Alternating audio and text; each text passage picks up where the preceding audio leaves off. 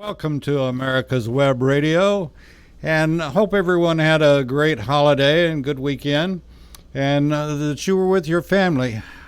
You won't see this very often, that I'm taking an hour out to do a show. I'm David Moxley. I own America's Web Radio, started it in 2005, and I find now it's very funny that many of the things that I was saying, that we were saying back in 2005, are one, coming to pass today, and also it's interesting to hear our words played back to us. Now today, generally speaking, this would be the elderly abuse hour, and actually today I'm going to turn it into a plea for the elderly. And you can tell I'm right there. The white hair didn't just happen. I didn't spray it white. So I'm elderly just like many of you folks are. And, I go back. Oh, those are mine, by the way. Sorry about that. My water supply. Anyway, we go back many, many years. And I'm going to beg the elderly, and I don't care how old you are, whatever you think, whatever memories you have, we have a terrible, terrible situation going on right now. And this was all predicted, if you can imagine, 60 years ago, 62 or 3 years ago, as a matter of fact.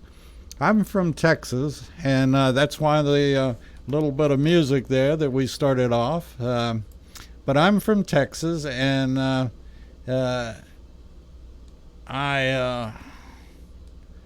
don't know what I got up on the screen. There we go. Anyway, back in 1956, I believe it was, a professor, Dr. C.L.K.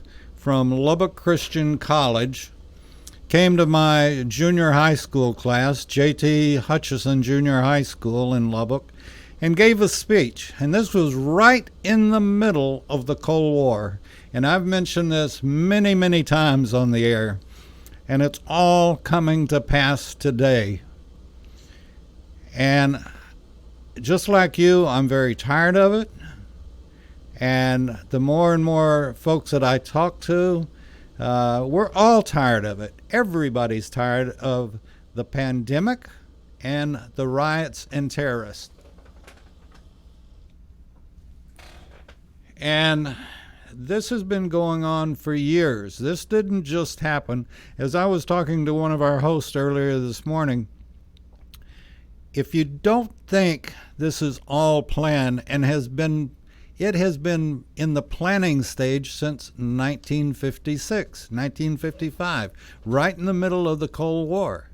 And here we are, right in the middle of the Cold War. And what do you need? Just keep going. You need it up? Yep. Okay, well, we turned up the volume a little bit. Anyway, this has been going on for years, and it started during the Cold War. If you remember, Khrushchev took off his shoe and beat it on the UN table and said, "We will take the United States from within. You don't have to worry about us bombing you." And it just makes sense.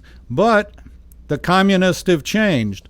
And what we see today, it's our opinion, and we get this from friends in government, that it's the Chinese that are actually supporting it and funding it.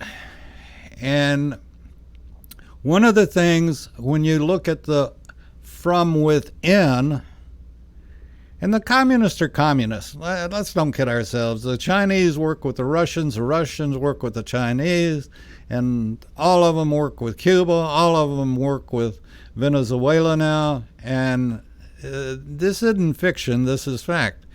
And the one thing they want to do is destroy the United States of America and capitalism, even though Russia is turning into a capitalistic country, and certainly China likes the money flowing. But let's talk about what's happening from within. This is that they were going to put professors in our universities, which they have, both Russian and Chinese, and those professors were going to teach other kids what socialism is and how to take over the United States. Hello? And if you don't, I was talking, like I said, to another host today, and if you don't think this is happening and that it's all pre-planned, how do you show up at a protest with pre-printed signs if you don't know if it's just a spur of the moment? There's no spur of the moment to this, folks. This is all pre-planned communists trying to take over the United States. And this is what, thank God we have President Trump. And this is what Trump was saying. This is foreign invasion. And it may look like it's domestic, and to an extent it is. And I think we are in the midst and going to have more, and we're going to have a civil war. And again, we've been talking about this for years and years. But I think now, for lack of better terms, the pimple is about to come to a head, and it's going to pop. And it's not going to be a pretty scene. It's going to be a nasty, ugly scene that's really uncalled for. But it's being called for. The other quote, end quote, within the air quotes, is that they said they would take over our history books. And they have. And if you want to get me really upset, call me and say, you think we should rewrite history. Well, I personally happen to love history from the Bible on up and down. It's all history. Even this show is going to be historic. Now, that ought to make you sick. But it will be historic. As soon as it's over with, it's history. And it will be archived, and you'll be able to see it again if you want to. But you're not going to see me on camera very much. But I decided today I'm taking responsibility for all of it. I take responsibility anyway for America's Web Radio. But today I have to take responsibility for what I'm saying and what is going on the air. Now, the fact of the matter is, if you go to a junior high school, middle school, whatever your area calls them, and you look at the history book, it's deplorable. Absolutely deplorable. And this is why I'm reaching out to the elderly. And when I say elderly, it can be any age. I don't care if you're 210 or 50. But I'm begging you. I'm literally begging you to take your responsibility with your kids and with their kids, your grandkids, and tell them about history. In the history books now, they don't even address socialism. And yet when I was growing up, socialism was one step away from communism or fascism, and fascist. And it still is. They just don't want to call it that. But look at what Biden is spouting. Look at what AOC has been spouting. They want to control you and me from womb to tomb. And they think they have it has never worked. It will never work. And the reason the United States has been successful is because of capitalism. If a man wants to do it, a woman wants to do it, they can make it happen. The United States is the freest country in the world, and yet we're going to have to change that to some degree to stop this terrorism. And these people that always have their palm out thinking that somebody owes them something. I don't owe you anything unless you're a creditor. I don't owe you anything on America's Web Radio except the truth, and I'm trying to give it to you. Now, who am I? I'm just like anybody else that's on television, or it's my opinion.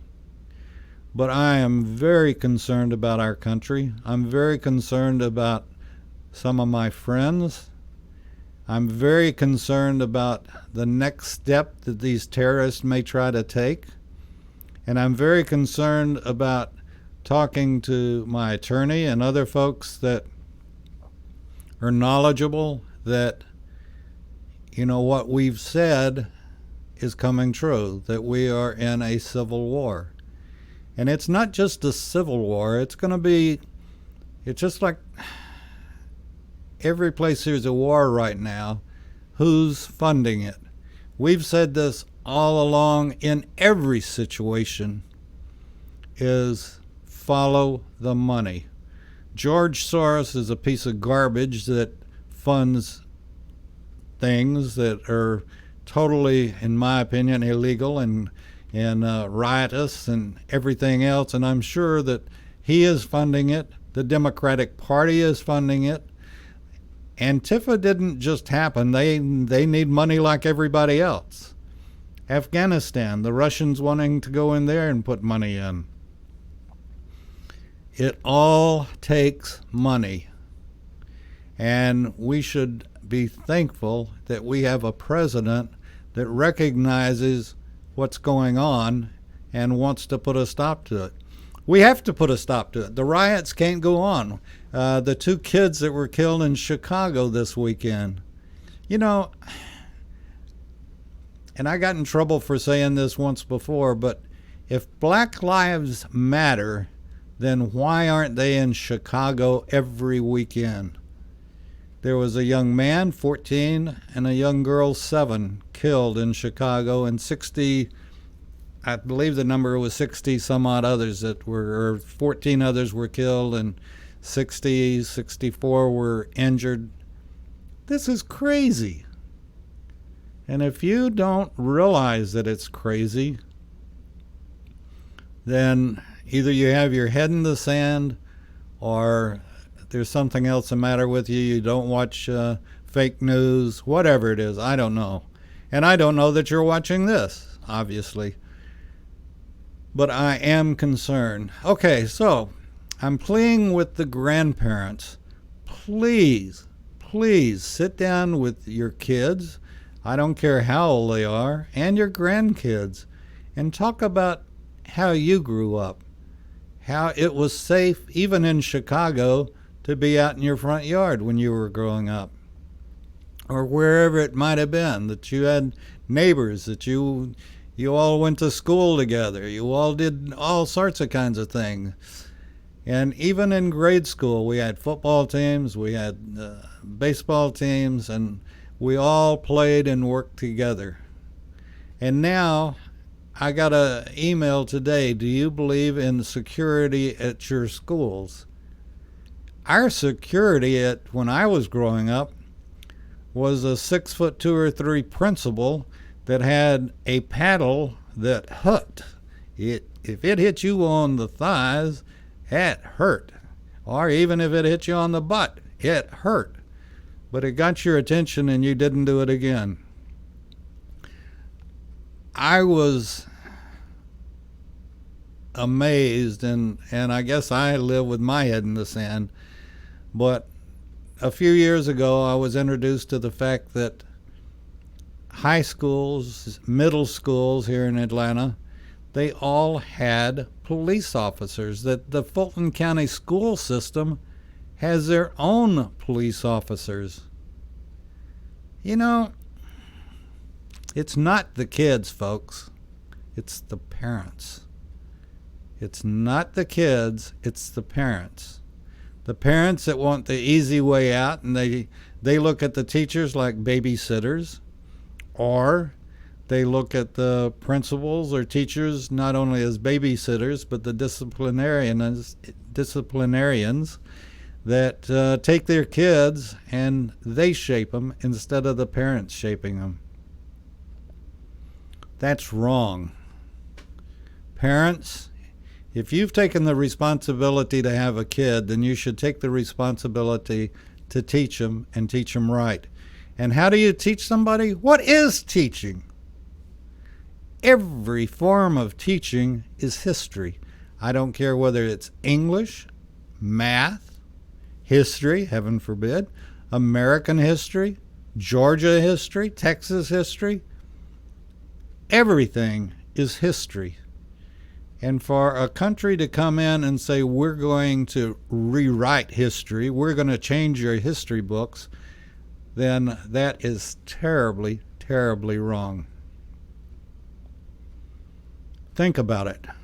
And grandparents, please, please listen to me. You had your kids, and they had your grandparents or your grandkids. You still got a role to play, and that's teaching history. If our schools aren't going to do it, then you need to do it. And as many, many people that are much smarter than I am have pointed out with these riots, most of the people don't have a clue. They just start yelling and screaming and let's tear it down. You know, tearing down the statue of Christopher Columbus or Andrew Jackson or, and those statues aren't doing a thing to anybody other than, oh, you're going to comment? No. Oh, come on. Those statues aren't doing a thing other than helping us remember history. And as many people have said, if you don't know history, you're doomed to repeat itself. And this is something that we just can't have. And we've got our forefathers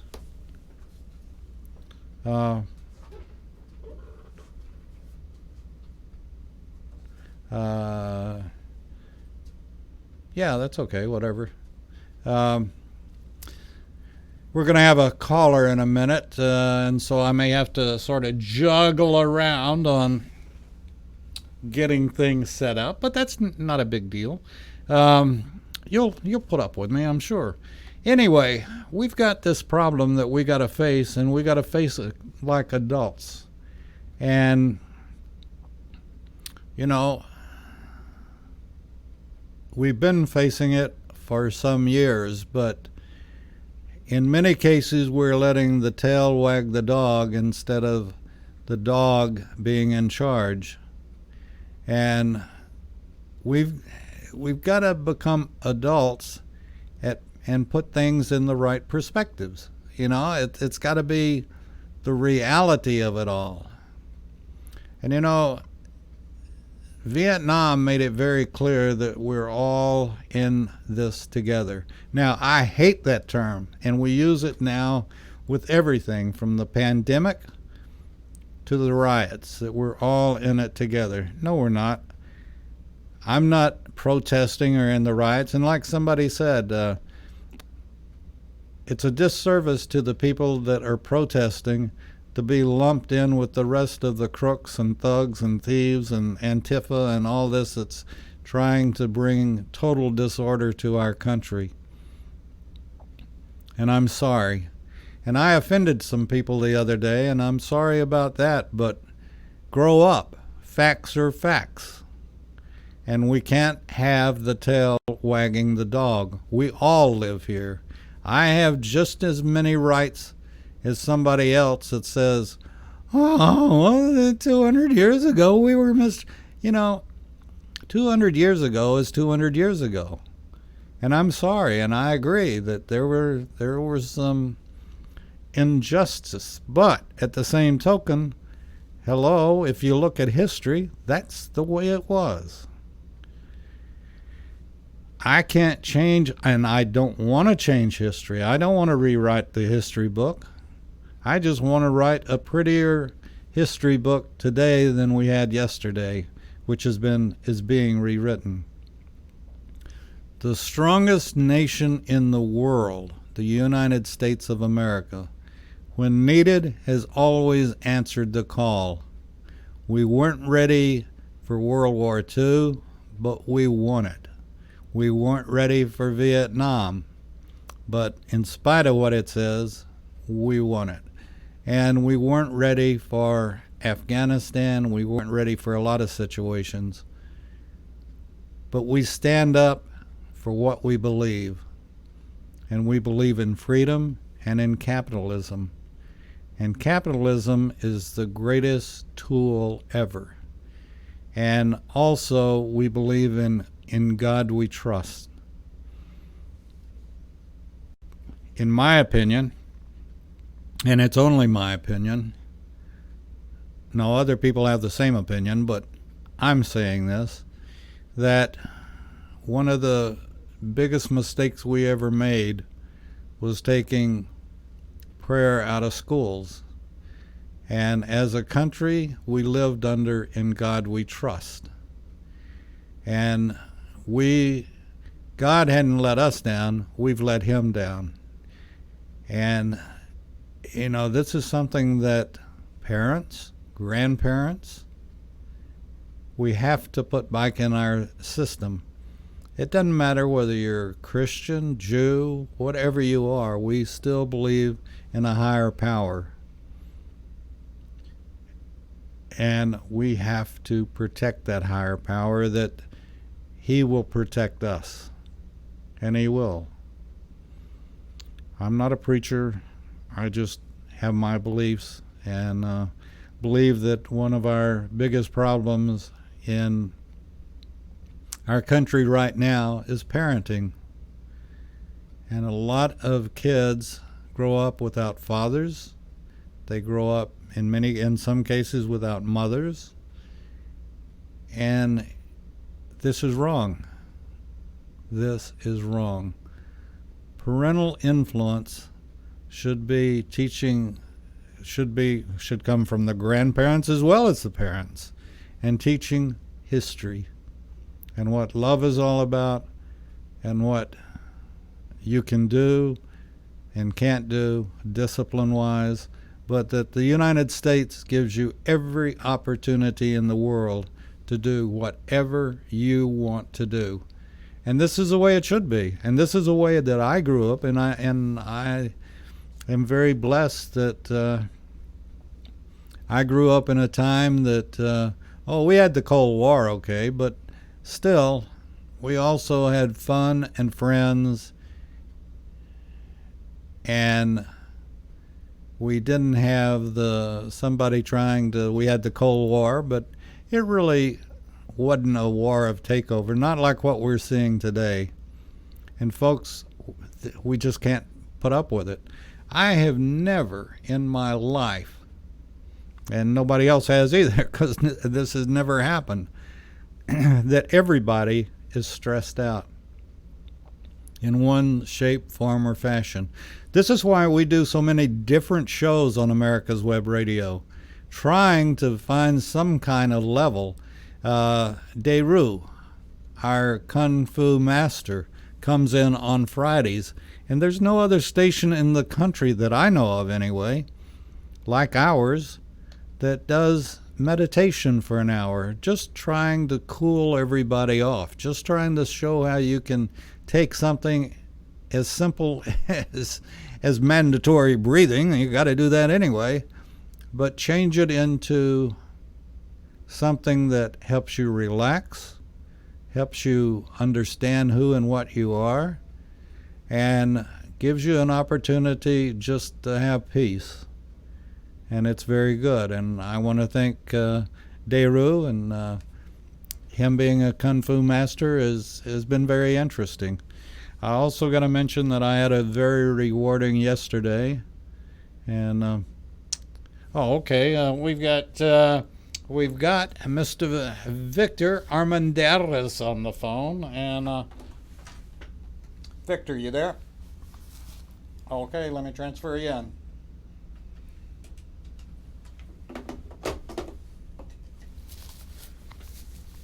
Okay, we've got Victor on the line, and Victor, just pipe on in. And oops, I was putting the wrong thing up. These buttons can be so confusing. No, I got you now. Have you got me? Okay. I can hear you. You're kind of on the quiet side. Have you ever known me to be on the quiet side? No, never. Anyway, I don't know if you've been listening before you called in or not. But Victor Armendariz is our host for Online with Victor, and he gets a bit political every now and then. And Victor, Victor, what I've done today is, I spent the 4th of July weekend by myself and did a lots and lots of reading and remembering, and realized from some of the news that one of the things that had to be done is what we've talked about on the show, on your show, on the station for years and years, that we're in a civil war, and it's being paid and funded by people like George Soros, but also the Chinese. We have, I don't want to say, we have sources that have described what's happening, and you look at the pandemic, where did it come from? You look at the terrorists, and you look at who has been promoting it for years. And I had thrown rocks at the Russians, but really it's not the Russians, but it's the Chinese communists. And they are very dominant in our schools. They are very dominant in a lot of areas. And so, Antifa and all of this, it takes funding and it takes money. And money's being pumped into these black thug organizations. And when I say black, I don't mean it as far as a skin color. I mean it as far as what they're trying to do to our country. And it's like the old westerns on TV many years ago. You knew the good guys because they had white hats on, and then the bad guys had black ones on. So that's my reference to the blacks, is that, the bad guys are trying to take us over, and it takes funding.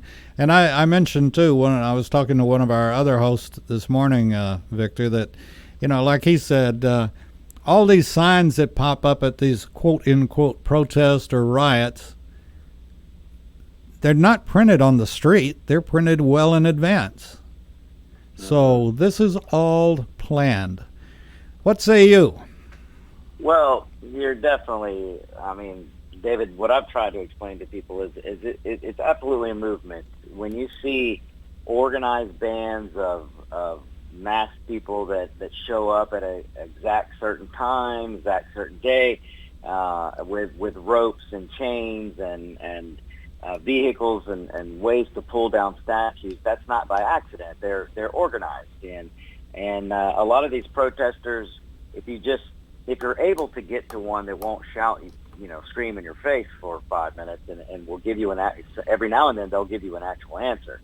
And if you just walk up and say, hey, why are you here? Why are you doing this? They can't give you a real answer. And the reason is many of these guys are paid agitators. And what we as people need to understand, that this isn't about black versus white or brown versus yellow or everyone against whitey, which is what they want you to think. The perception they're trying to put forth is that all cops are bad. And that perception has now transformed into whitey is bad. And in reality, it's a Marxist movement. And if you just, David, you mentioned you did a lot of reading. What I would recommend for people to do the next time they get some chances to read up on Marxism. Marxism, the movement of Marxism, they've got a code that they live by, and they have a checklist that they live by. And Karl Marx wrote extensively on how to move to Marxism and how to create a Marxism revolution, which will then turn into socialism, which turns into communism. And there'll be people that will be out there and say, oh, Victor, you're a crazy Hispanic for saying that. Well, you know what? If you read a little bit, you'll find that I'm not crazy, because when you look at the tactics and everything that's being done, it's all been written in history. Everything has been done before that's being done today, including the bans of the new Black Panthers or old Black Panthers or whichever group it is that will, for instance, this past weekend stood in downtown Stone Mountain with their AR-15s and their Kevlar vest, and they had on all their military garb and their dark mask and everything, to look like trying their best to look like a guerrilla warfare team. and they stood around, and it's all for intimidation. I was telling some people over the weekend, because I rode with a group of people right through Stone Mountain and right in these guys where they were standing, and this is all done for intimidation. These Black Lives Matter group, which is not, they don't care. If they cared a rat's you-know-what about black people's lives, if they cared about black children, then they would be in Chicago wondering why there was 77 shootings this past weekend, and I want to say maybe 14 more dead.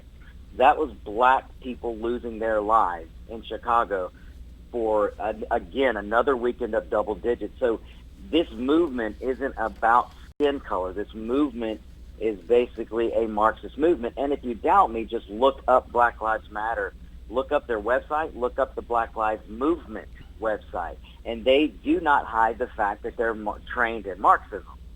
Yeah, so the other this kind of movement. The other thing they really can do is the other thing people can do as they're looking up Black Lives Matter, and I got an email to this effect during the weekend. Find one thing that Black Lives Matter has ever done to help a black. They don't. They haven't done scholarships. They haven't done training. They haven't done food. They haven't done anything. It's all about making money. And where has that money gone? To the Democrats. Well, the biggest organization, Marxist organization, that just put the biggest swindle on American people is BLM. They've got such a flush of cash in the past couple of months, and it's coming from the likes of Delta, just Fortune 500 companies, Nike, that are falling over themselves to pump money into BLM, and they're doing it because they're afraid to be called racist. They're afraid to be called, anti-this or anti-that. So they don't read what these organizations are about. They just give them money out of fear. So you've got an organization that's not only trying to put fear in public, they put fear in the corporation. That's how they get their money. So they basically extort money, and now they're flush with cash. And you're 100% right, David. A majority of this cash is going to end up in Democratic coffers. And the Democrat coffers it's going to end up in is people like AOC. Any Democrat who will push the idea of Marxism and socialism. So this money just cycles right through. So the Democrats love it. And I've talked, David, you and I have talked about it. I talk about it on my show all the time. When you have a Democrat Party that stokes division, that's where we are today. We have a party that doesn't mind this kind of fighting going on the street or this kind of intimidation, because with division you create a people who will fight each other, and they won't pay attention to what the government's doing or what the Democrats are doing or where the money's, but they raise money, and that money goes to their campaign coffers, and then you get this kind of movement in the lawmaking. Well, it's sort of like, Victor, it's sort of like I put out a tweet today that a former president, the one before our President Trump, has been promoting protest. He's all for protest. And, sir, you're retired. I don't really give a damn about your opinion anymore, nor should anybody else. You're retired. Go away and shut up. And if people don't know who I'm talking about, well, they can call me. Well, there's always been a code where you serve your president, whether 4 years or 8 years, and then when you leave, you slip back into the world of a civilian. And yes, you go and do your speeches for your private functions or whatever because you can make some money, and presidents do it, and I don't blame them. But there's always been a code where you do not speak out against your whoever is the successor. So when Bush left and Obama came in, Bush really remained quiet all of Obama's years, and that was the right thing to do. And Bush before him did it, Clinton before him did it, Carter did it, and now Obama's kind of breaking the mold and coming out during, it's okay once Trump is done, they can come out and they can have all their little arguments and comparisons. But he is breaking the code, and it's too bad to see that, and because all he's doing is setting it up for Trump, and then when Trump leaves, maybe Trump will break the code, but the precedent has been set. So it's a shame to see a good tradition of presidents having respect for the office. That's kind of going away maybe a little bit, but hopefully we can get it back. But I want people to realize there's a reason that Democrats, and it's not just Obama, there's a reason Democrats will stoke this kind of disturbances. And they'll call it a protest, and they'll hide behind the First Amendment. But these have moved beyond protest. Pulling down a statue and destroying federal property is not a protest. Destroying a black owner's business is not a protest. What I would love if there were any real journalists left in this country, I want one of them to go stand in front of a BLM member or one of these looters, rioters, and ask them, do you realize you have destroyed numerous black businesses and you have killed numerous black people during these so-called protests? And ask them, where's their point in that? How do they feel about that? And that would be something that a journalist needs to ask. But I haven't seen one journalist ask yet to any of these protesters how they feel about some of the businesses they destroyed, which were black-owned. Well, because that seems to go against what their so-called message is. Yeah, you said it earlier, though, and this is true.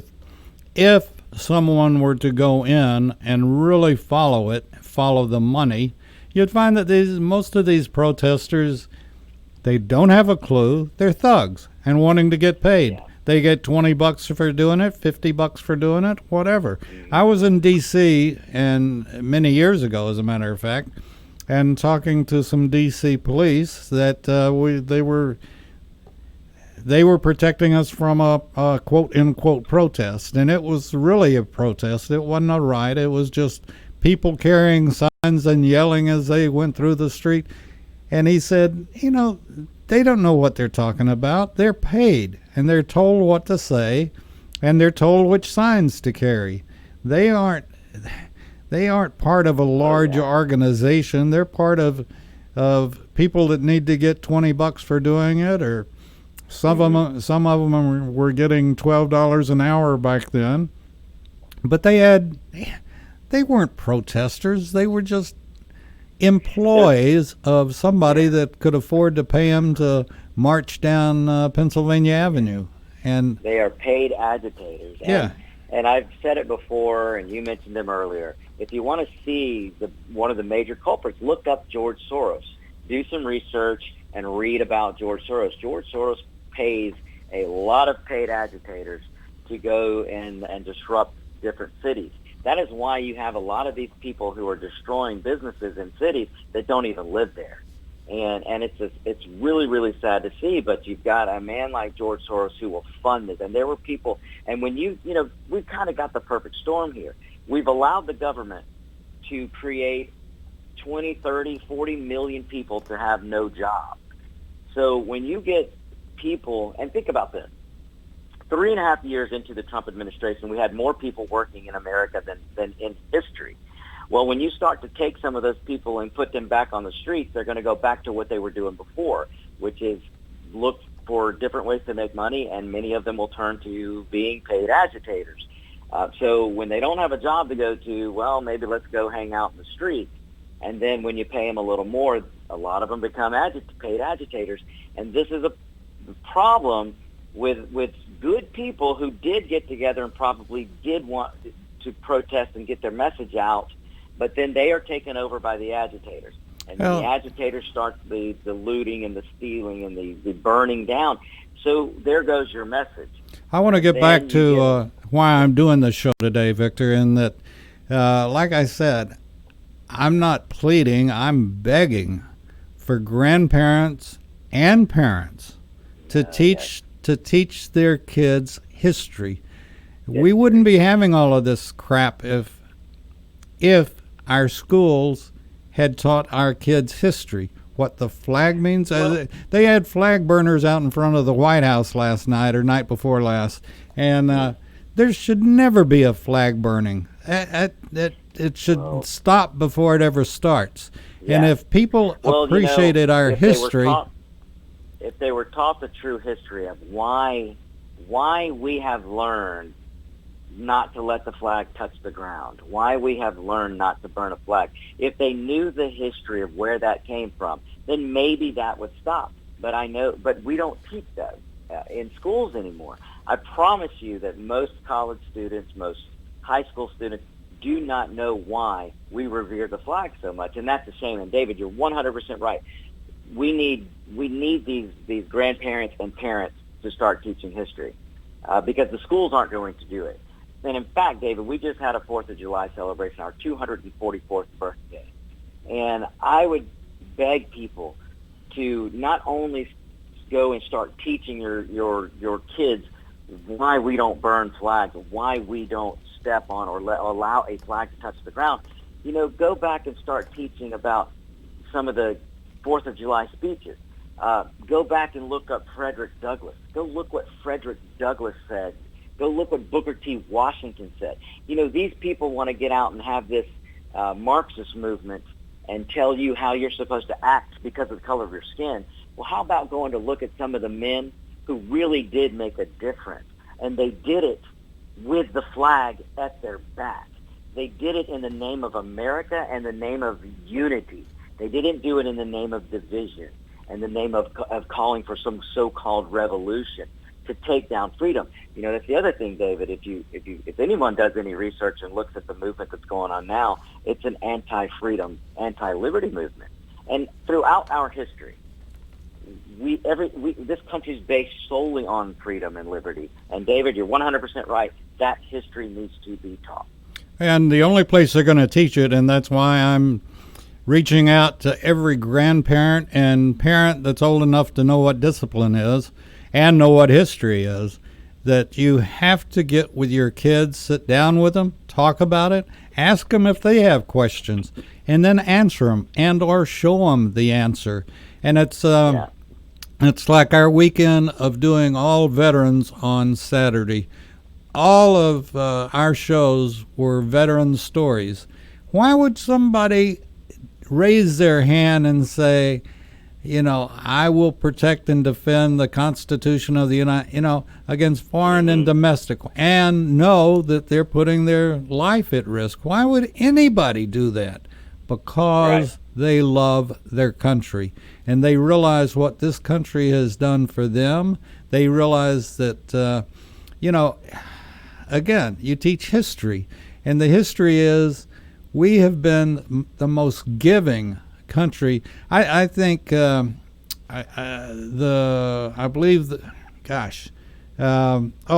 Powell, I guess it was, that said this. The only thing we have ever asked a foreign country for after we have saved their bottoms and come in with our lives, our kids' lives, the only thing we've ever asked for is the ground to bury them.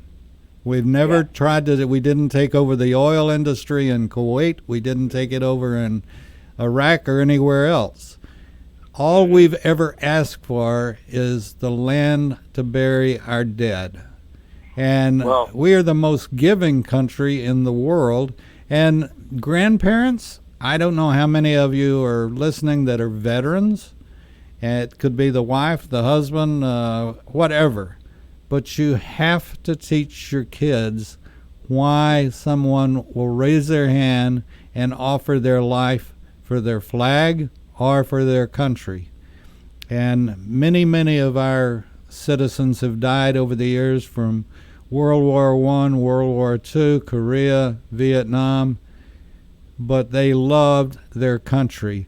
And I see some of these millennials. There were people on yesterday or Saturday, that what is the 4th of July about? Oh, it's where you eat hot dogs and drink beer. They had no clue what Independence Day was or is. Yeah. And what it is. Mm-hmm. We can't have this. And who's responsible? It's not our teachers. It's our parents and our grandparents. And it should start at an early age. And here's a flag. Go wave the flag, and you're giving it to a 4-year-old. You don't want them to stab themselves or hurt themselves with the flag, but you want to teach them the respect for the flag. Oh, don't leave it on the floor. Pick it up. The flag doesn't belong on the floor. It belongs standing up and proud. Yep. And the grandparents and parents have to be the ones teaching it. And I don't want to say it for a fact because I don't know it for a fact, but I know what it meant to me growing up and in school, through high school as a matter of fact. We said every morning the Pledge of Allegiance. And one of the students would get on the PA system and lead us in the Pledge of Allegiance. And it was always an honor to be picked to be the one on the PA system that day. Yep. And, you know, this may be old school, folks, but I guarantee you we had a better situation in the late 50s through the 50s than we have today. And it's all because of history. And we were proud of the people that had served in World War II.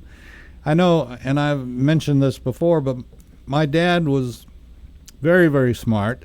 And unfortunately, he didn't pass it on to his son, but my dad was very, very smart, graduated from college at 18, and was married when World War II broke out, and was a successful businessman. He owned a lumber yard.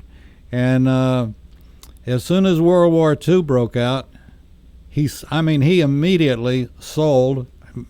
My mother's side was it gave, but he sold a lumber yard and joined the Navy and went from Lubbock, Texas, straight into the Navy as an officer and served in naval intelligence. And he served for, I believe it was 5 years. And he served from 1943, I believe it was, right after World War II had started until 1948. And he was very proud of his service, and he was, like I said, he was in intel, so he really couldn't talk about what he had been doing. But it was, you know, that was pride that didn't come from a textbook. That was pride in your country that came from your parents and your grandparents, and a feeling that you can't attack my country because we're going to hit you back and hit you harder than you've ever been hit and ever thought about being hit. And just like General, whatever his Jap general was, it said, "We have awoken a sleeping giant." Yamamoto, I think. Yamamoto, okay. And they did. And, you know, with the way the riots and stuff are going today, I don't think they realize that they're going to awaken a sleeping giant called the minority that is going to stand up. David, the silent majority. I'm sorry. I said minority. The silent majority that's going to wake up. You know, I said... I gave a little speech on the 4th of July, and one of the things that I said is we've got, at least I think I said this, I said it at some point, but we do have, David, you touched on something that I agree with. There is a new sleeping giant that I believe is being awoke or awakened, and that's the sleeping voter giant. You know, there is a slew of Americans that just do not really participate because they feel like their vote doesn't mean much. But they came out in 2016, and I believe that number is growing, and they're going to come out in 2020. And that giant, if you wake it up, not even Democrat fraud with mail-in voting is going to stop the wave that's going to come in November if this sleeping giant is awoke or awakened. Couldn't agree with you more, and I think they're going to feel the brunt of it, and hopefully they'll be smart enough to realize that we don't really want to go into that neighborhood or this area because they might have more guns than we do. And gun sales are up 300. They're realizing that. Yeah, gun sales are up 300 and some odd %, which I think that answers the question. I know a good friend lives in Portland, and as left-wing as Portland is, that same silent majority is raising their heads. And it's I don't want it. I have what I think I need to have, and I certainly don't want it. I got enough of it as it was many years ago, and Right. it's not something that you really want to put into practice or find out how good an aim you are. But at the same token, I'm all for those people that were protecting their property. I believe it was in St. Louis that came out when the rioters broke into their neighborhood. And what do we got here? Huh? Just ignore me. Ignore you? How can I ignore you when? Just getting ready for the next show. Oh, okay. We're getting ready for our next show, and by the way, I want to throw out something on our next show, which is the Surveyor's Hour. And I was thinking about this yesterday afternoon, and I told our host Jeff Lucas that I was going to break in and say something during the show, and that is that we have such a wonderful country, and in many, many ways, our surveyors have done such a service and such a job in their profession for the United States. They're the ones that have drawn out the borders. They're the ones that have gone out in sunshine and rain and terrible conditions to do surveys. And they're the ones that go to court to protect what they've done and prove what they've done as accurate. And without the surveyors in the United States, if you think there's fighting now, think what it would be without knowing where your fence line is with your neighbor and your property line. And that's what surveyors are all about. And they've contributed a lot of service through their jobs and through their profession. And we salute the surveyors. I've called the surveyors for years since I worked with one on my uncle's ranch. They're the last of the cowboys. They go out in the field just like a cowboy does, and they do the work, and they do it through good areas, which are flat and dry and you can walk through, or they do it through the bad areas that are either swamp or mesquite or whatever that'll scratch and claw you to death. But they're there and they do it. And I salute the surveyors that have brought sanity to property lines throughout the United States and the world, really. So, with that being said, back to what we were talking about. We've got about 6 minutes to go, and want to thank Victor for joining us this morning. And I want to stress again, grandparents, if you're looking for a job, you got a job. You've got to teach your grandkids history. And, coming from a grandfather or grandmother, and particularly if they happen to have some pictures, like pictures of World War II or something like that, or whatever, it doesn't matter. But coming from a grandparent, while they're putting their arms around their grandkids and saying, when I was your age, and I can remember my grandparents saying that, when I was your age, this, and this. And, it just, one, it'll get you that much closer with your grandkids. And two, if your kids happen to be listening, they might learn something too. So we got to enlist and ask our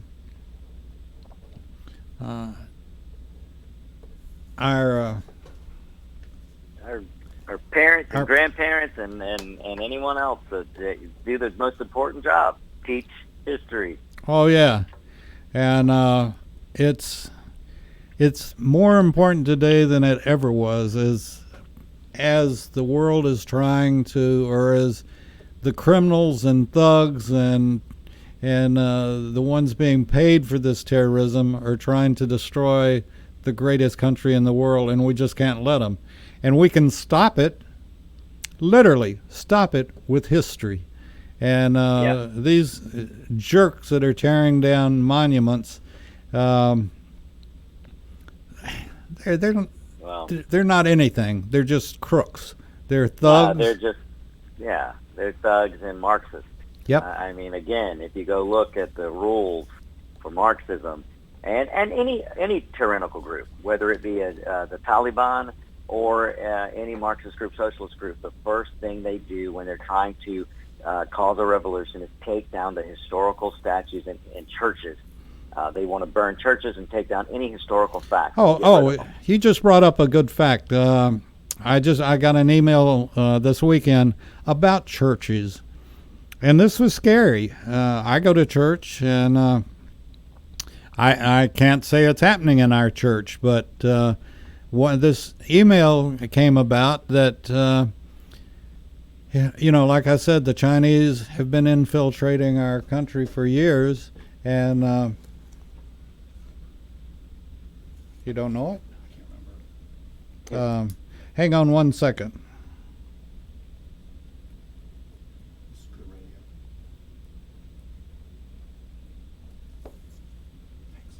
Anyway, they're also infiltrating our churches to take over the boards in church organizations, be it the deacons or be it the elders or whatever the church might have as leadership of the church, and that's so they can disrupt one of the most incredible forces in the country is our churches, our religion, and yet they're trying to infiltrate the churches and do the same thing because they know that that's one of our Achilles heels is the churches. And if we've got churches, it goes back to the revolution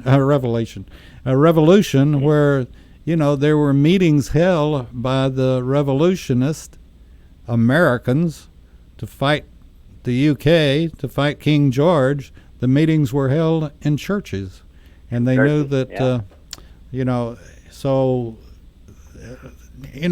communists are not stupid, and they're going to try to take us from any and every side they can. Mm-hmm. And the communists are in it for the long haul. Oh yeah, and that's what we need to understand. And when they are infiltrating every possible aspect of the American culture, and they're trying to change it, and they're in the long haul, and that's what we're seeing now. And this is, like I said, this has been going on. People can look up Dr. C.L.K. from Lubbock Christian College, and he spoke all over the country about this. And this was, like I said, in the 50s, the mid-50s, and very early 60s, that, what the Communist Party was going to try to do and what they would do and what they are doing today and what they have done. So look it up, folks. I'm just like Victor. I don't make it up. I just spit it out, and we've been spitting it out since 2005, and we had some real skeptics back then. But, this is exactly what's happening. Like you mentioned earlier, the perfect storm between the pandemic, people being scared, and when you're scared, you do irrational things. And this is it's just going. If we let it continue to fester, it's going to be really bad. And we've got to, it's like being with a bully. Once you knock the hell out of the bully, he quits being a bully. And this is what we've got to do. And I support Trump, and I support the Guard or the Army Reserve coming out and showing the terrorist punks, and they are punks. They're thugs, they're punks. They can't do anything by themselves, so they have to, they probably live at home with mommy and daddy still and ask daddy for an allowance. But they can't do anything by themselves. They have to do it in gangs and numbers, and that's the only way they can do it. So they're going to find out what this country and our patriots are made of.